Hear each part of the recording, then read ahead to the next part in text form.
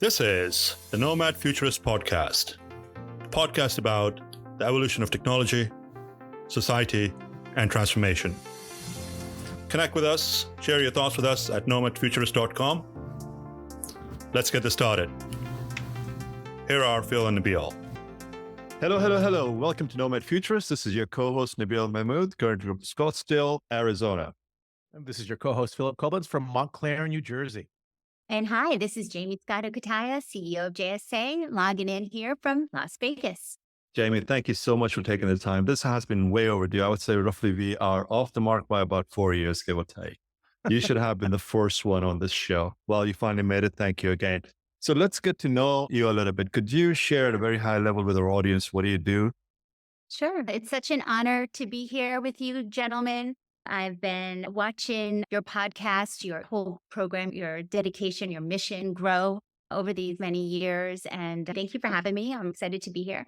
From what do I do perspective, almost 20 years. January 1 will be 20 years, 2 decades that I founded JSA, Jaymie Scotto Associates. It's a public relations, marketing, event planning, brand positioning company that is headquartered in fabulous Vegas, but really all across North America. And we've got a little spattering now in Europe and Asia. And we are 100% dedicated to this incredible digital infrastructure space.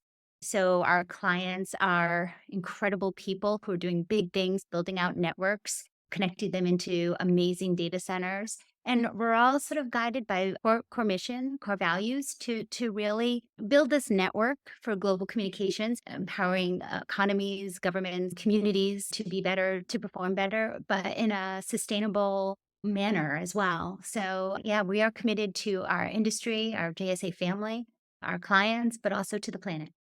Well, we're going to get into that in just a bit. Sustainability is close to us, and the future is something that we are trying to address in some capacity. Before we get into that a bit, looking at your background, you are a creative writing major and you've got to be in English. How the heck does one get from an arts degree and language into the technology sector? Oh, I love the path, actually. I think when I was getting my master's in writing, I was thinking, how on earth am I actually going to make money with this degree? And then I found myself working at MSNBC. It was a 24/7 news channel, similar to a CNN, Fox News for our global audience. And that was insane, incredible. I learned what it means to be a journalist, what it means to take a story, make it newsworthy, made some great connections there. But after 9/11, after war in Afghanistan, after some major crazy news headlines, I realized, wow, this is running me dry. And you're calling me in the middle of the night and I'm working these long shifts. I really want to start working on the business side. I want to hop over and help companies who really have a great story be heard and recognized by the journalists and analysts. So I wanted to hop over to PR. So I started doing a little work for friends, building up a portfolio. And then I got interviewed by Telex, one of the few companies that were interviewing me at the time.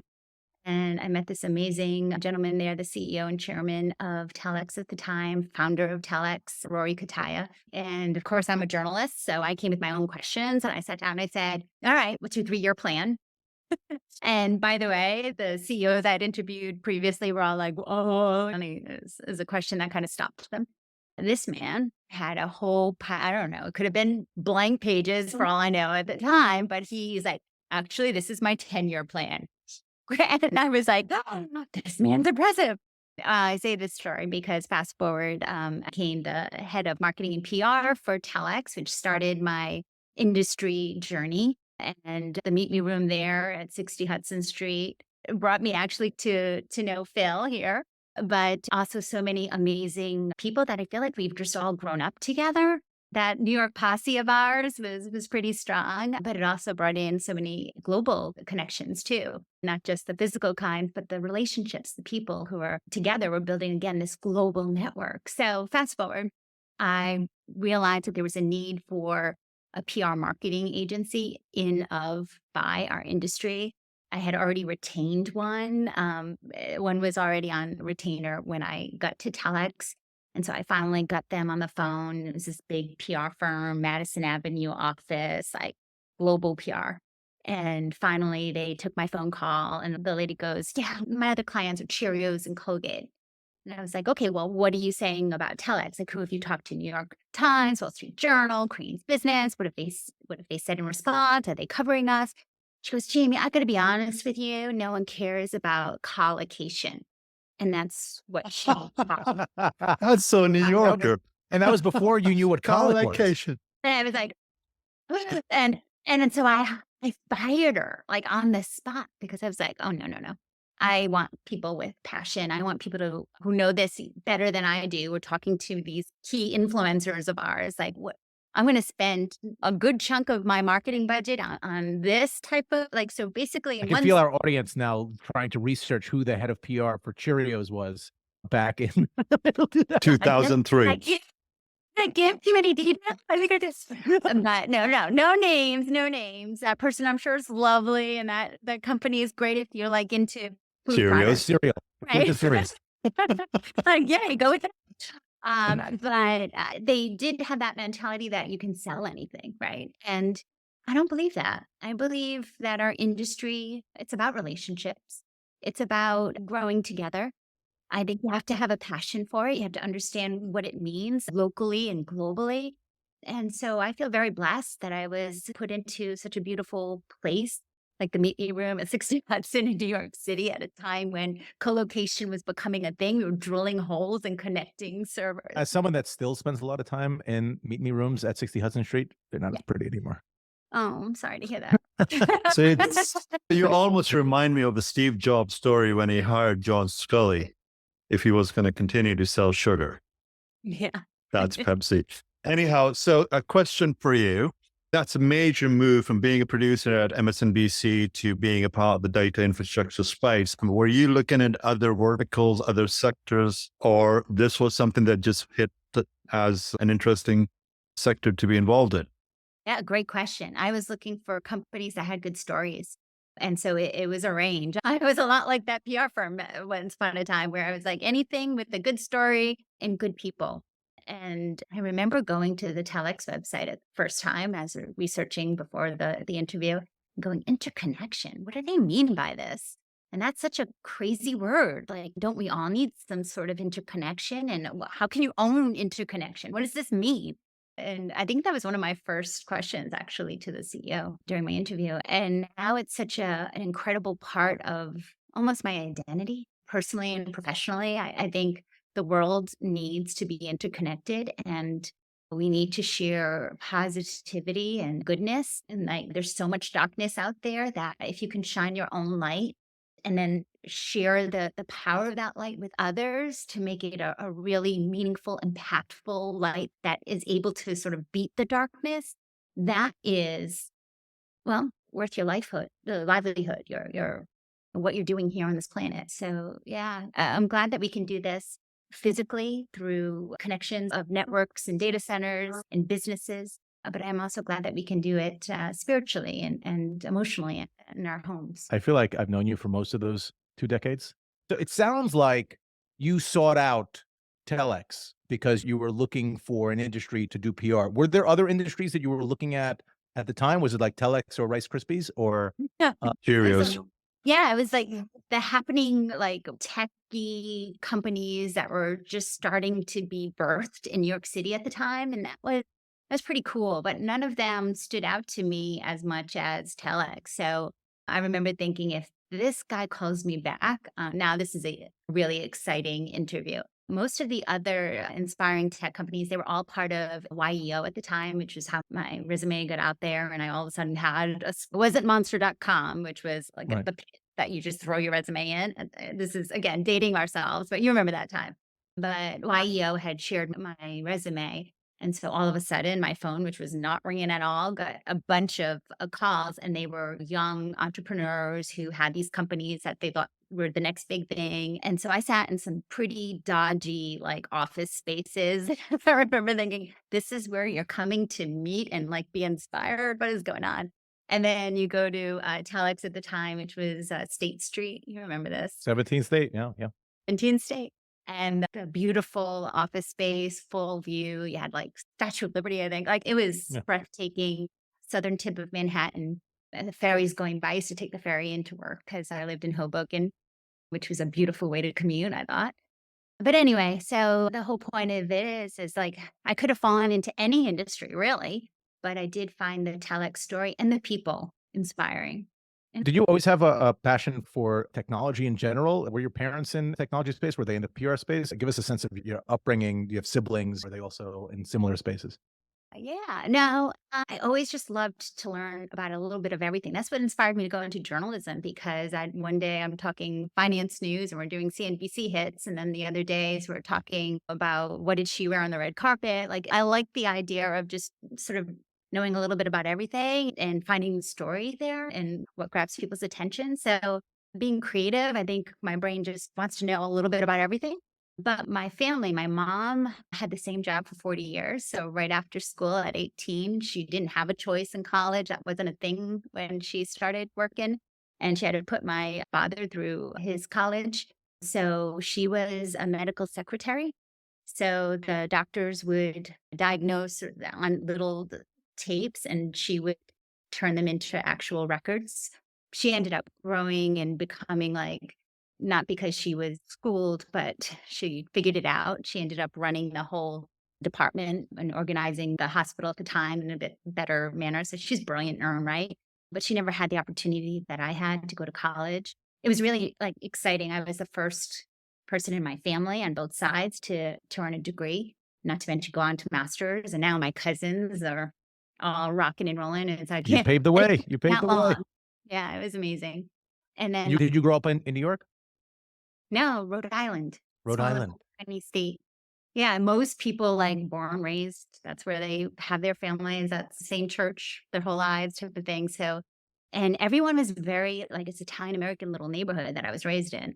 So I remember like my anthropology teacher teaching us like not everyone is Italian and Catholic. Like what? There's a world Why do outside those of here. people not have vowels at the end of their names? They're so I weird. know, very great.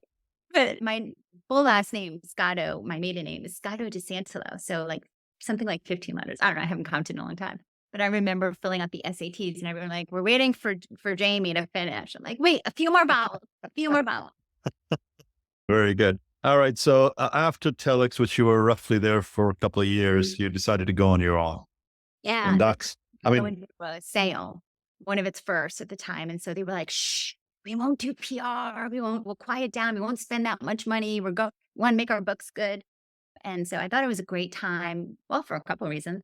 One was I had met so many other companies like Hibernia and a few others that I knew I could do what I did for Telex for them. And so, and friends, right, trying to start their own businesses. So there was interest in Telex. I think it was like a 4-month term where I'd built up a whole department by then. So I was leaving them in good hands and good shape and winding it down. And I still did their CBX at the time, their customer business exchange for them for that year as one of my first projects for JSA. So we left in good form. And then personally, I started having a crush on the CEO. I noticed some similarities in his name. wait a second. What did I miss over here? Yeah. No, I'll just spill the This is the breaking news to everyone. Breaking news. breaking news. All right. Do tell. Well, and then here I am. I'm a professional woman. I've spent a lot of time, money, energy into my career, and I didn't want to be that girl, right? So I thought, well, and when I started Telex, I was engaged, and he was going through a divorce that took a while, and wanted to be respectful of that too. So it wasn't even a thing when we first met and worked together. But when I started JSA, all of a sudden he invited me for an afternoon lunch. And so I brought my notebook thinking like, oh, maybe there's another JSA opportunity here. And then we're ordering wine, and I'm like, what is this? What is this? But that was the first date of now my husband and the father of my daughter, Jaymie Scotto Cutaia.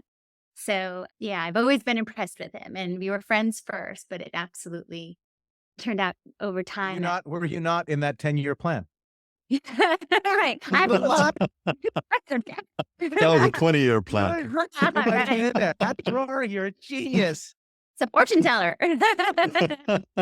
Hey, it's got to be interesting to have that, like, look back on it and see like what you were going through, like having, even forgetting about the professional journey, even the personal journey, how things evolve.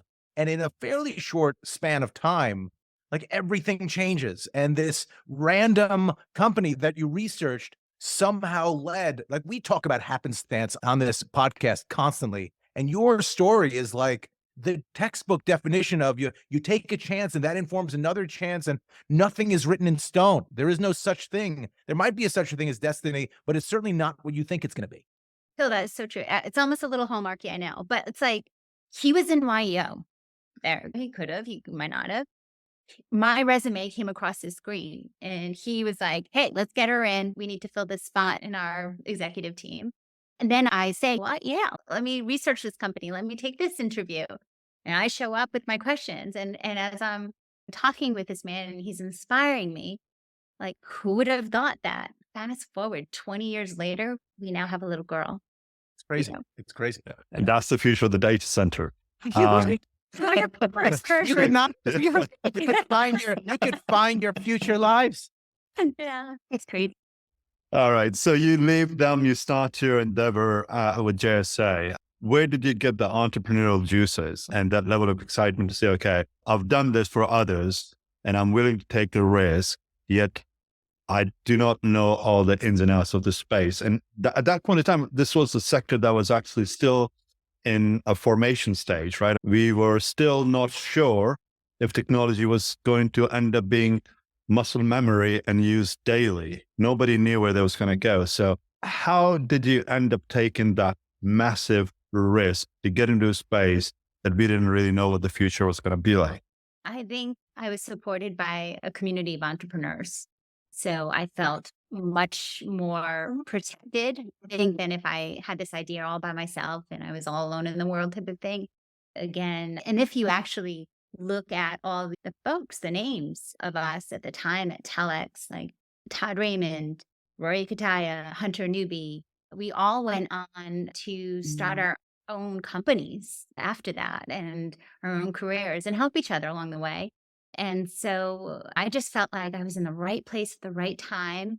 And we all had our own things that we've learned and we're passionate about. And we all sort of, again, leaned on each other to move forward and carve our own niche in a very exciting industry where we literally punched a hole in a wall and it exploded into the idea of a meet me room like that. And it was the first time it was done. I'm sure you've heard Hunter talk about it.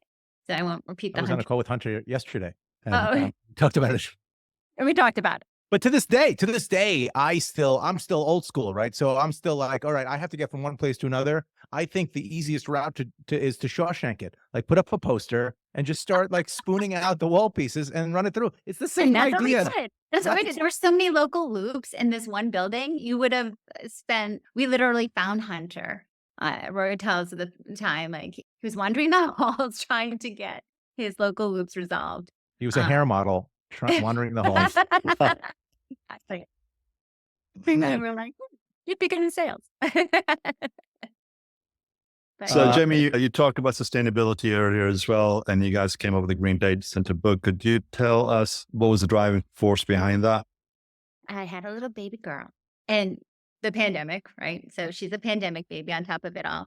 Actually, Rory and I got certified to deliver this baby if we had to all alone. We delivered her. This is not the story that you Rory got certified. No, you could have thrown baby. My God.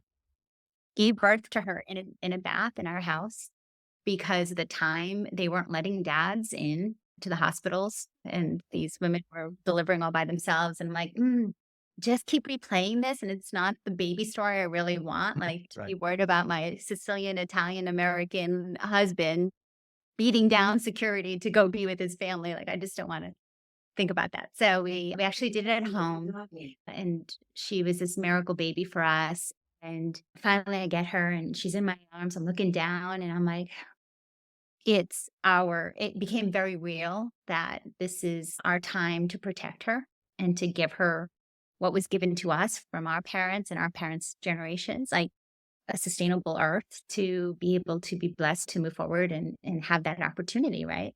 And at the time, there was a really crazy prediction that I read that currently the draw of data centers and data networks was 3 to 4% global energy consumption.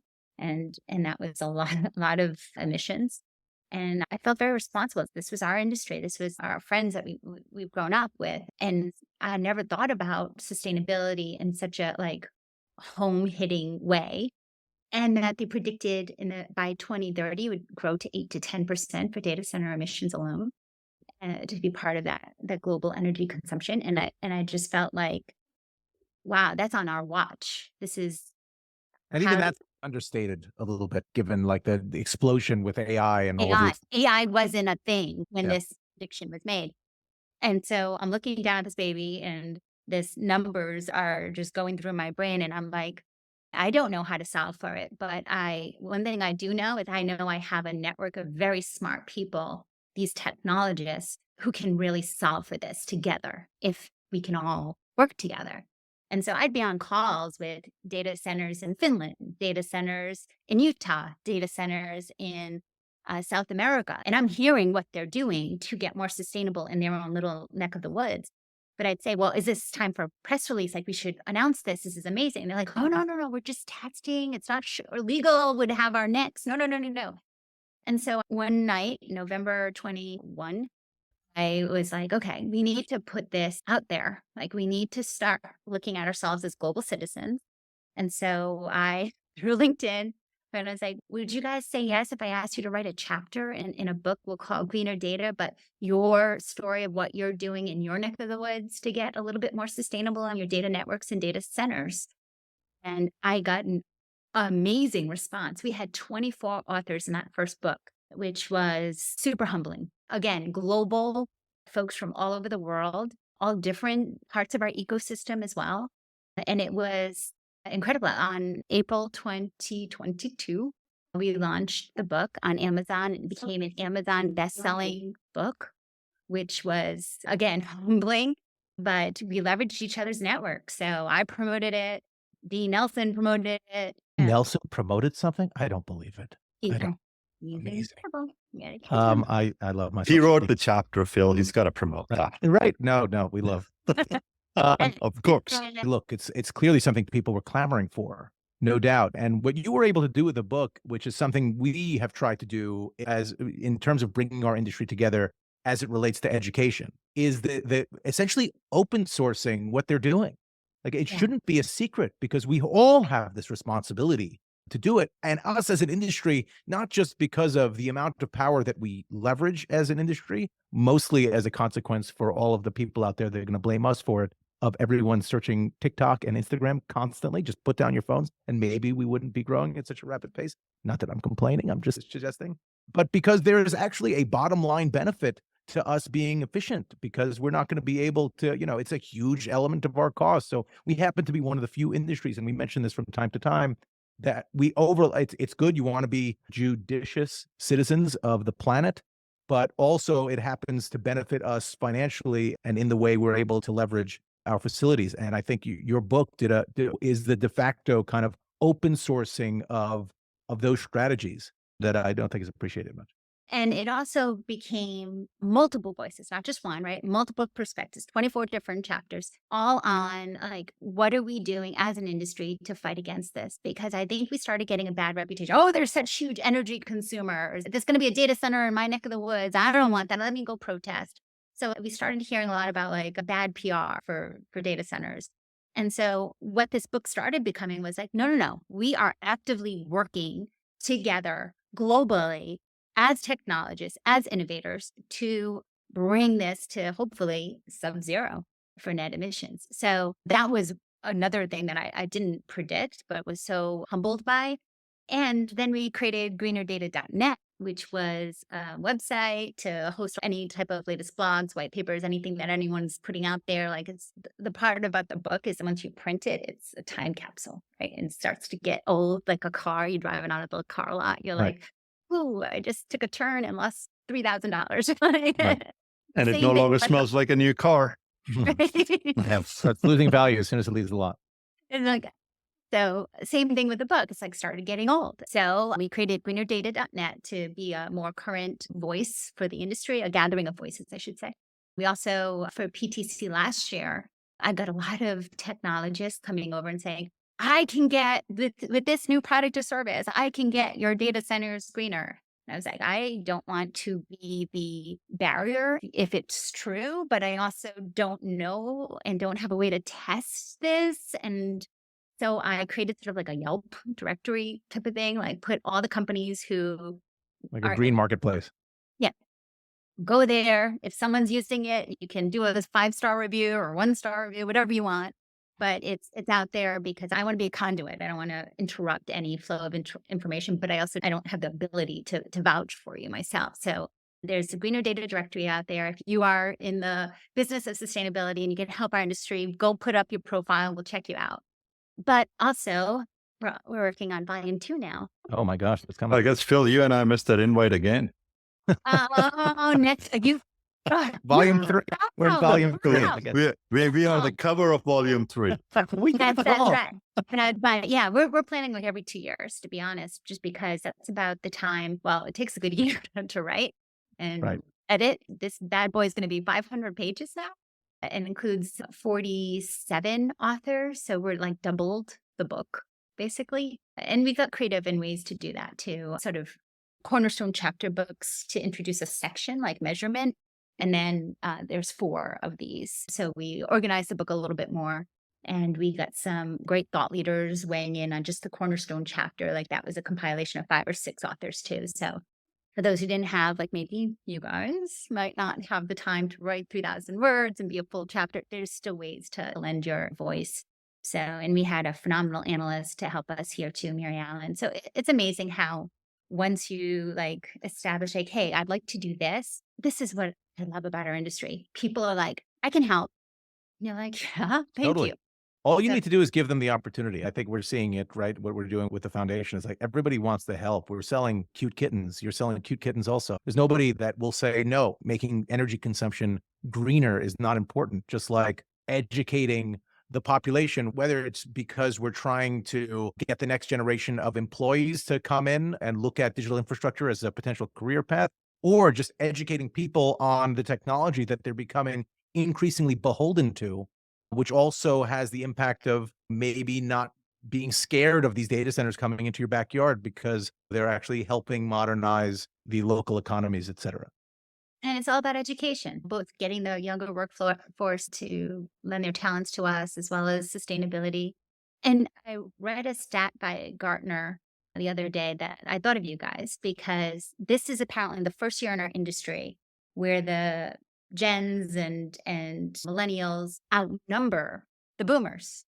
So now we're at that tipping point. Now we really need to understand key educational communication strategies, like, well, what's motivating them?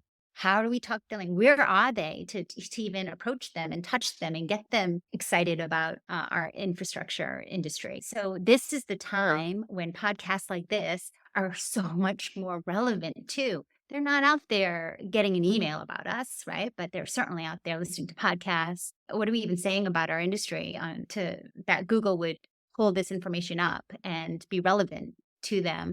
So this is all so critical time. We have a new passing of the baton, us boomers and... Are you putting yourself in the boomer category? You're not a boomer. You're married to a boomer, but you're not a boomer. I'm married to a boomer. Yeah, there you go. Well, we'll make sure that we provide all the relevant information as far as Jaymie's books and the website are concerned over here. Jaymie, what's next for you? What are you looking at? What's the next big thing in JSA world? Keep on keeping on. We just acquired an agency, which we're really our first acquisition, which we are so honored and excited about, and added another dozen or so team members and a dozen or so new logos to our board. And we are strategically thinking more M&A in the next 10-year plan. I like those. There is a 10-year plan. No, the 10-year plan. Yeah. I find them very attractive. Can you get, is Rory there? Can we ask Rory if he's got a blank set of papers that account for the next 10 years? I'm gonna. He's not here right now. He's at his work. But yeah, I'm gonna go ask him. That'll be. Phil, that conversation's got to be in person. I want to see what's on that piece of paper. Right. So, Jaymie, you've got a little girl. She is a data center girl. Having gone through this cycle and setting up your own business and getting technical and doing all the good that you're doing currently, and having her in mind, particularly with your sustainability initiative, what would you do differently, or what would you tell the little Jaymie if it was today? I think Ava needs to find her passion and lead by passion with her heart, not just her mind, and know that whatever she chooses to do, that she has a community to support her. That's what gave me confidence when I was in my 20s and wandering the streets of New York City and meeting folks like Phillip. But I'm trying to impart that in her, let her know that it does take a village, but she has that village. And whatever her mind can think of, there will be folks like us saying, yes, we believe, we'll help you. I think that's so empowering. My mother used to write my notes to me when she'd send me cookies to Tufts, my undergrad. She used to end every letter with, "You are not alone."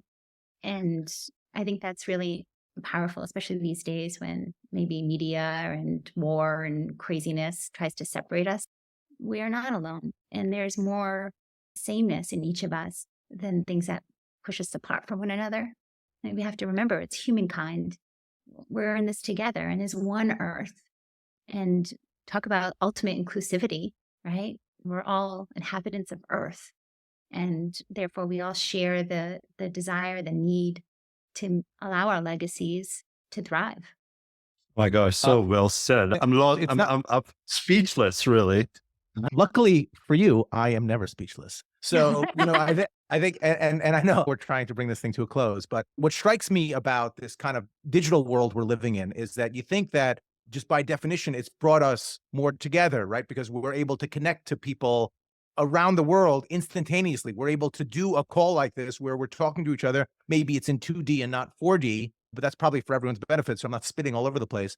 But at the end of the day, it also, especially since the pandemic, since people are more comfortable working from home, has isolated us a bit. It used to be you go to the office and you see other people, and that kind of camaraderie is something that is going to be more and more difficult for this new generation of people coming in to experience. And it can be isolating. And I think you mentioned YEO over and over again as kind of the cornerstone. I don't think people kind of realize that joining those organizations, joining those groups, finding that community in our current world is super important, because not everyone has a mother that says you are not alone, because they don't really understand that concept. That is incredible insight in just a bumper sticker, maybe even less, a fortune cookie. And I think that the more we can find ways to engage community, we had talked about, like, part of the Nomad Futurist Foundation initiative is we're bringing students to all of these different events, and we're trying to just expose them. And we want to create like a singular Slack channel where they all can just communicate with one another, not Twitter where it becomes crazy, but people that have that kind of this shared desire to grow and raise each other up. And I think you summed it up really well. But I think if we don't highlight the isolating elements of what the evolution of technology has done, we're not going to effectively recognize how important it is to focus on community. That's right. Yeah, I love the message. We are not alone. Oh, you're not alone. Yeah. All right. You're not alone. Sounds like aliens. I know. Exactly. They're not alone. So, Jaymie, you said this a couple of times. You say idea. Where does that come from? It's not really Rhode Island or New York. Very English of you. Where does that come from? Idea is kind of it has a Connecticut kind of spin to it. I know people that say have like R's at the end of idea. And I Got did live in Norwich for a year. Oh, Um, Yeah, during my third year at Tufts, there was a big push for juniors to travel abroad. And so I made it a home for a year, and I went to University of East Anglia and studied English. Thought it was a good place to study English. It turned out it was. Well, it turned out to be good. they claim to have invented it. Well, Yes. yeah, exactly. Go on, Phil. All right. So, what are your parting thoughts? What would we tell the young generation what to look for? What should they do besides the village being there to support them? Let your brain be creative. We're going to pass you a baton and try to impart on whatever we've learned in the past few decades as we had our hands on the wheel.